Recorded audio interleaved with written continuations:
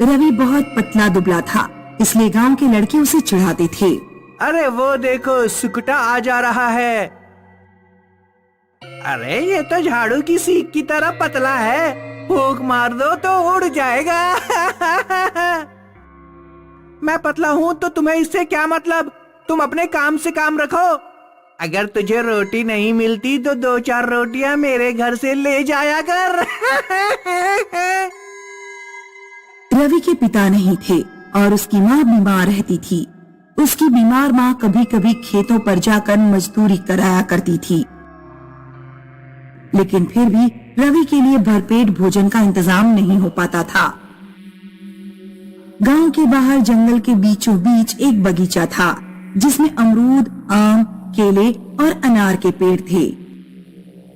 गांव के लोगों का उस बगीचे में जाना वर्जित था। रवि के पिताजी जब जिंदा थे तो एक बार उन्होंने रवि को बगीचे के बारे में बताया था। उस बगीचे के पेड़ जादुई हैं। अगर उसका अमरूद खा लो तो पेट में कोई भी बीमारी नहीं होती। केला खा लो तो शरीर बलवान हो जाता है। अनार खा लो तो शरीर में कभी खून की कमी नहीं होती। लेकिन कभी भी उस बगीचे में जाना नहीं, क्योंकि वहां प्रेत आत्माओं का बसेरा है। चाहे कुछ भी हो, मैं उस बगीचे में जाऊंगा और केला खाकर बलवान बनूंगा। उस रात जब रवि की माँ सो रही थी तो रवि घर से बाहर निकलकर जंगल की तरफ गया। रवि को कई जगहों पर जानवरों की हड्डियां पड़ी दिखाई दी। रवि की सांसें अटक गई जब उसने देखा कि सामने से कोई आ रहा है। छुटकू कहाँ जा रहा है आधी रात को? मरना है क्या तुझे? वो मैं बगीचे में जा रहा हूँ। तुम कौन हो? मैं बगीचे की माली हूँ।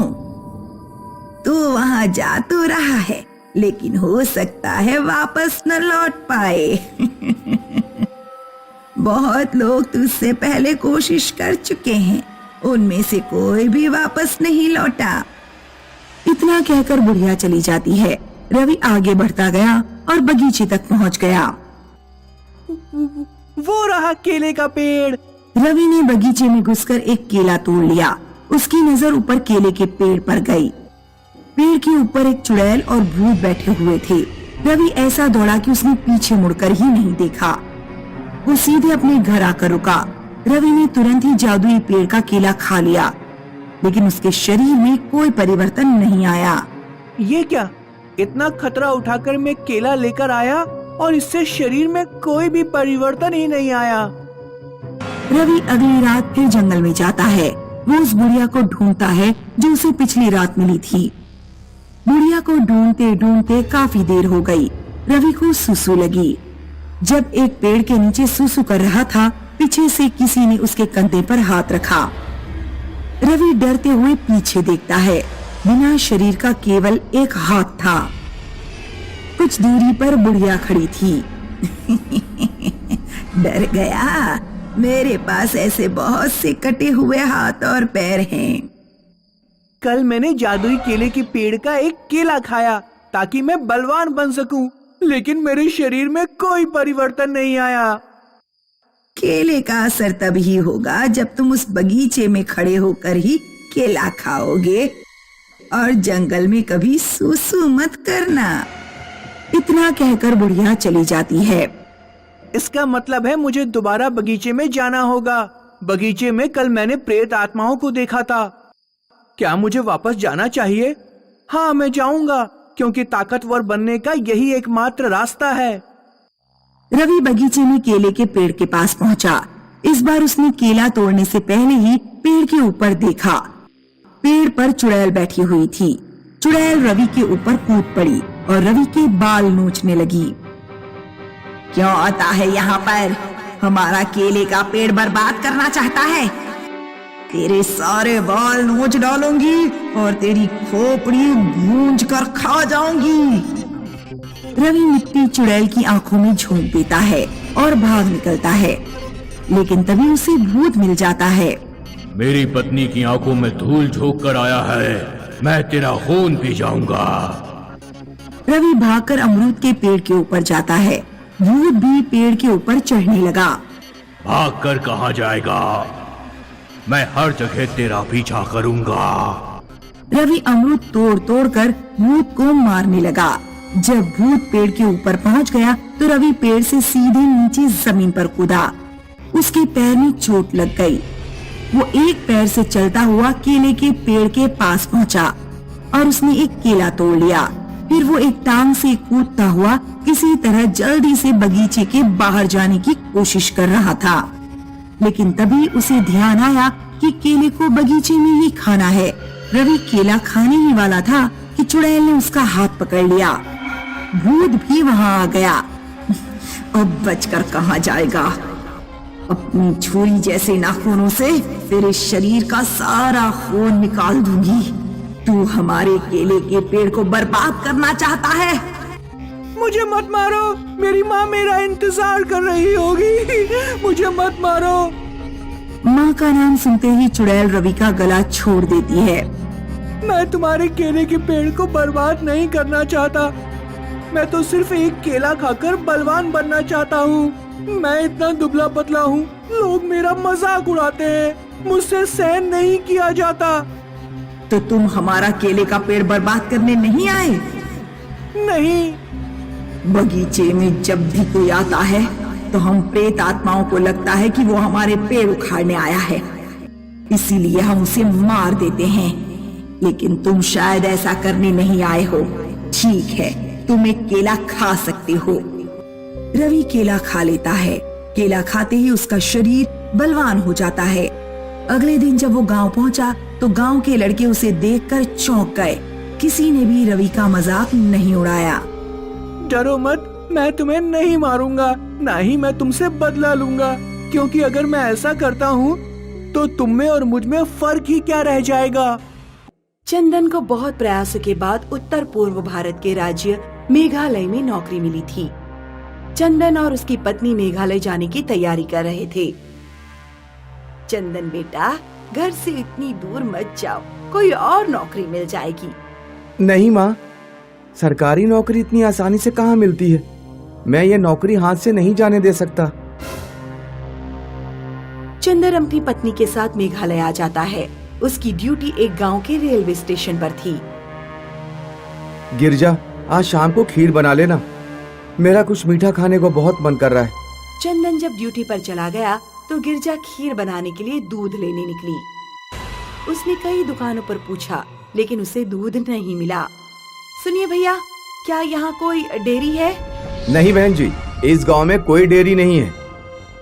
गिरजा अपने पड़ोस वाले घर में गई। बहन जी, हम नए नए इस गांव में आए हैं, क्या आप हमें थोड़ा सा दूध देंगी? नहीं, इस गांव में कोई भी दूध का इस्तेमाल नहीं करता। क्यों? क्या इस गांव के लोग किसी विशेष धर्म या संप्रदाय को मानते हैं जिसमें दूध पीना वर्जित है? नहीं, ऐसी बात नहीं है। गांव में जब भी कोई दूध का इस्तेमाल करता है तो यहाँ एक चुड़ैल आती है जो गांव के लोगों का सिर काट कर ले जाती है।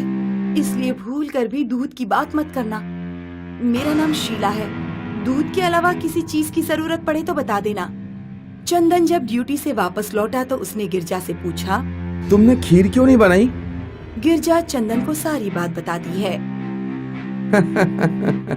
इस गांव के लोग लगता है पागल हैं। मैं कल ही गांव के बाहर से दूध लेकर आऊंगा। अगले दिन चंदन गांव के बाहर से दूध खरीद कर ले आता है। लो, खीर बनाओ। उस रात चंदन और गिरजा अपने कमरे में सो रहे थे। तभी गिरजा के माथे पर एक दूध की बूंद गिरती है।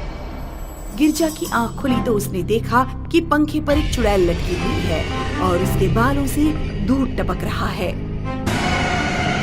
चंदन हड़बड़ाकर उठ जाता है। क्या हुआ? चंदन जब तक उठा तब तक चुड़ैल गायब हो चुकी थी।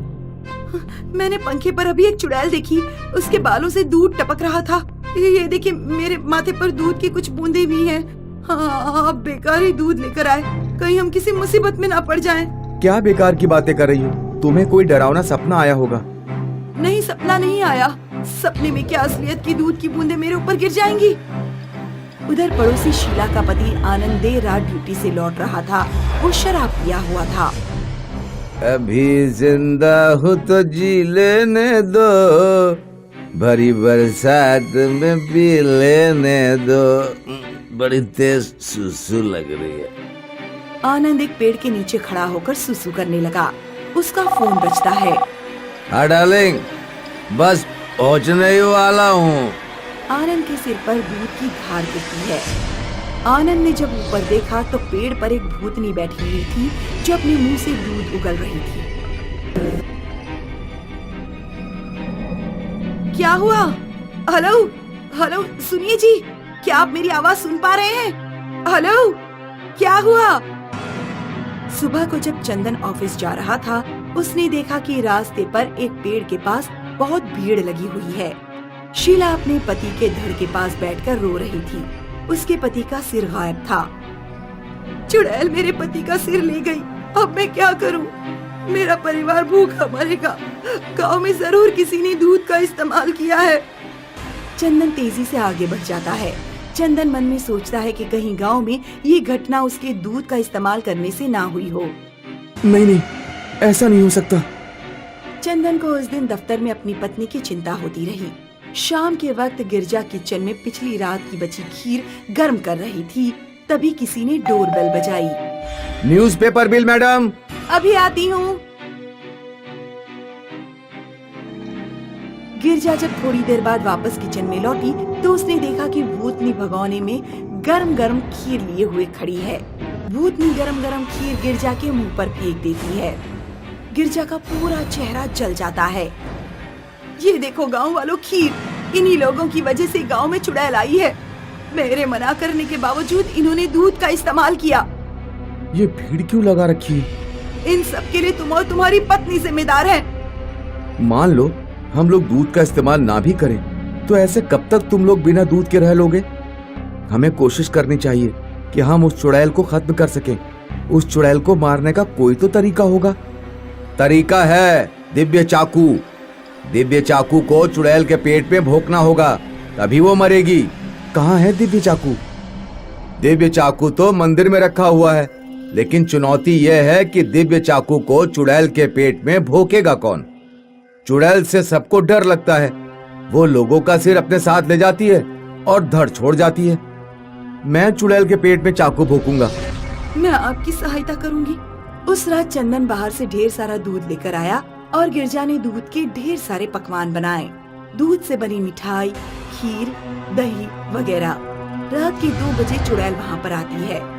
तो तुम लोग मानोगे नहीं। चुड़ैल गिरजा की तरफ बढ़ती है। योजना के मुताबिक चंदन ने एक बड़ी और मोटी चादर चुड़ैल के ऊपर फेंक दी। तभी चंदन चुड़ैल के पास आया और उसने चुड़ैल के पेट में दिव्य चाकू भोंक दिया।